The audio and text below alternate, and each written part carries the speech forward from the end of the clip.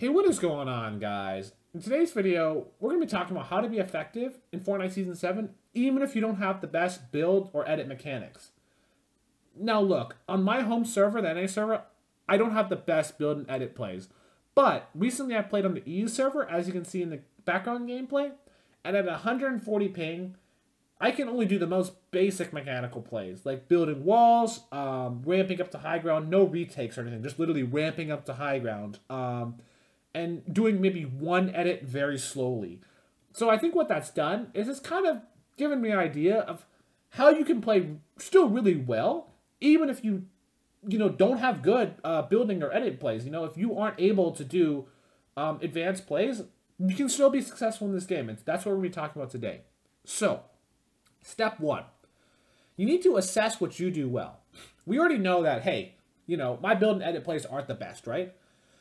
But think about what you still do well, or if you can't think of anything you do well, what you do that's much better relatively than your build and edit plays. So that might be SMG aim, AR aim, positioning, sniper aim, and your goal is to maximize that advantage and try and minimize your disadvantage of builds and edits. And, the first thing to do with that is to build your loadout around that advantage. Now, if you have really good sniper aim, you need to carry a sniper, right? Don't be not carrying a sniper, because if you don't have a sniper, you can't take advantage of your sniper aim. If you have really good SMG aim, I feel like I have pretty good SMG aim, always take an SMG, right? If you aren't taking the gun that's going to help you take advantage of what you're good at, then you're making it very difficult for you to be successful. At this point, you want to be thinking about, when you see an enemy or an enemy starts shooting you, can I be in a position where I can maximize my advantage? So for example, if you have really good sniper aim, when you see somebody, don't go rushing in, popping Rift-to-Ghost and landing on their face, right? That's a terrible idea. If you're 200 meters out, keep the distance at 200 meters and just engage in a sniper duel, because there's a much better chance you can win if you're confident with snipers versus your builds and edits, right? If you have good SMG aim, sure, you might want to push in a bit, but don't get too close, right? Play at the range where the pump shotgun does like 10 damage a shot, where you're still doing good damage with the SMG, right? If you have good AR aim, try and make it an AR fight. You see what I'm saying? Don't force engagements.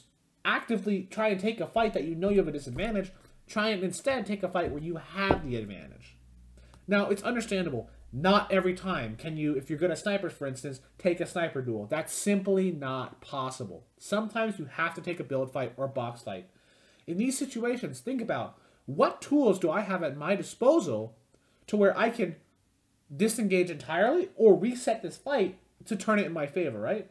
So for example, the easiest way, if you have mobility items like a Rift to go, maybe you can bail out, glide away. Yeah, they might chase you, but you might be able to land on the ground first and, make an AR duel. Maybe, you're rushing for height and you can't win the high ground battle. Maybe you drop all the way down and try and shoot them down, right? Don't continue to ram your head against the wall and keep contesting the height when you can't win that.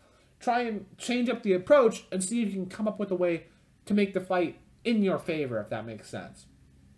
Of course, in certain situations, it's simply not going to be possible to escape the box fight.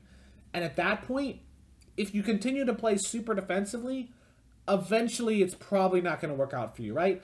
Like, when I'm playing at 140 ping and someone is attacking my box, trying to hold the wall or trying to engage in an edit duel is not going to end well. There is zero situations where I'm going to win that. So that's the ultimate situation where, you pull your SMG or you pull your AR and you just jump in their face and you go for it. You go for the spray battle and hope that it works. You have a much better chance of winning a spray battle, taking them by surprise, than trying to engage in a piece control battle that you simply cannot win, right? So in the worst case scenario, I honestly think it's best to just go all out aggressive instead of sitting around and hoping that somehow you're going to be able to hold the walls and not get your walls stolen and get edited on, right? That's just not really a good play to make. Now, that's kind of your general overall approach, but there's a couple things you can do if you're in a team compared to solos. If you're in a team and you have a teammate with good mechanics, you can kind of completely change your approach to play almost entirely a supporting role to help your teammate get those close range battles done, right? So in my example, I'm playing with my duo Resi, right? And he's got really good mechanics. On the EU server, he's got 15 to 20 ping. He could do all the box fighting for me. So my strategy should not be to go in and try and box fight. Let him do the box fighting. Well, I will typically carry AR, sometimes 2 SMGs, and sometimes even no shotgun. Because my case is kind of extreme because I have so much ping. But if I'm in a situation where I need a shotgun, I'm probably done anyway. I'm much more useful if I can spray them, if I can throw dynamite on their builds, if I can AR spray them, right? Trying to be a nuisance to the enemy and playing in a position where I don't need good mechanics to spray them with ARs, right? All I need is aim and positioning myself on high ground and maybe a couple walls and a ramp, right? You see the idea? So you're trying to play a support role. Now, of course, I'm not saying that's always going to work. You don't have to take it that extreme, right? If you're in a more reasonable state where you can do basic builds and edits, unlike me, when I'm at 140 ping, you're probably going to carry a shotgun. I'm not trying to say you shouldn't carry a shotgun, but, in my extreme case, it kind of makes sense.